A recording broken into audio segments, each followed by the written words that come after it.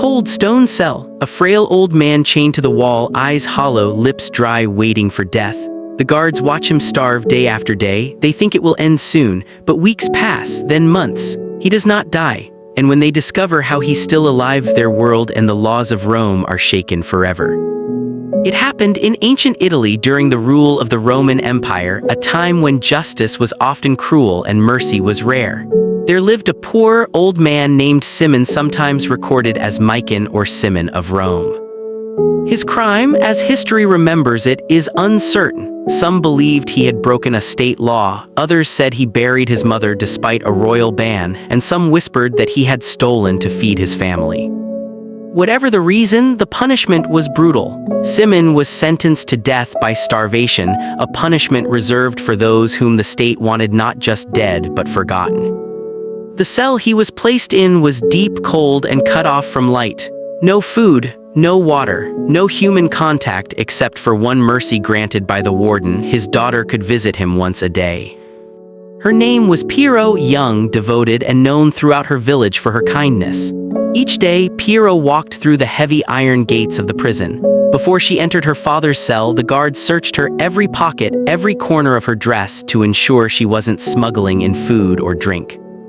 She carried nothing, and yet her father continued to live. Days turned to weeks. Weeks turned into months. The warden began to wonder, how is the old man still alive? No man can survive more than 40 days without food or water.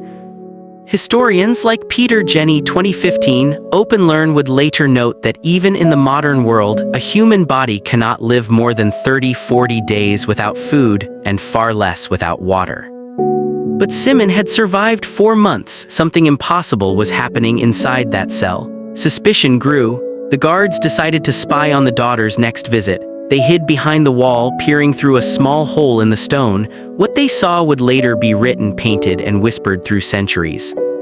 When Pero entered her father's cell, she did not speak at first. She knelt beside him, holding his trembling hand. Then, with eyes full of tears, she loosened the upper part of her dress and brought her father to her breast. Yes. She was feeding her starving father with her own milk, the milk meant for her infant child, now given to the man who had once given her life. The guards were struck motionless. In that single haunting act, the line between sin and sacrifice, shame and sanctity, blurred beyond comprehension. The next morning, Pero and her father were summoned before the magistrates. The guards reported everything. Whispers filled the court. Some called it obscene, a violation of nature. Others called it divine, an act of purest love. The presiding judge, Valerius Maximus, known for his records of memorable deeds and sayings, stood and said, "This is not sin. This is virtue beyond law. When the gods made love, they meant this, that a daughter would give her life for her father." And so, the court decreed 2 things. Cimon was to be freed immediately. Pero would be honored for her devotion. It was an extraordinary moment in Roman legal history when compassion outweighed punishment. The story became a symbol of caritas romana, meaning Roman charity, the love that transcends all boundaries. The story of Pero and Cimon was first recorded by Valerius Maximus in his 1st century work Factorum AC Dictorum Memorabilium Libri 9 books of memorable deeds and sayings. From there, it spread through centuries of European culture. Ancient frescoes depicting the scene were found in Pompeii, showing the daughter feeding her imprisoned father. During the Renaissance and Baroque eras, artists like Peter Paul Rubens, Caravaggio, Jean-Baptiste Greuze, and Dirk van Baburen reimagined it in powerful oil paintings. To them, this wasn't obscenity, it was the highest form of sacred compassion. In Rubens' famous painting Roman Charity, the contrast is striking. A dimly lit cell, the frail father collapsing, and the daughter illuminated like a saint, offering life through love. Art critics have called it the most human image of divine mercy ever painted. Even though historians debate whether the story was real or symbolic, its message has endured for nearly 2,000 years. In Roman ethics, pietas meant loyalty, duty, and respect toward one's parents, gods, and country. Pero embodied all 3. Her act wasn't viewed as erotic or shameful, it was a holy rebellion against the cruelty of the state. The story asks a timeless question. When law demands death, can love demand life? Rome was built on discipline and obedience, but even their judges recognized that mercy must remain part of justice. In ancient iconography, milk often symbolized nourishment, purity, and life itself. By feeding her father, Pero became a literal giver of life, revering the roles of parent and child, reminding the world that love has no direction, no hierarchy, only reciprocity. Fast forward 2,000 years, the debate between punishment and human rights continues. Modern nations still struggle with how to treat prisoners as criminals to be broken or as humans to be redeemed.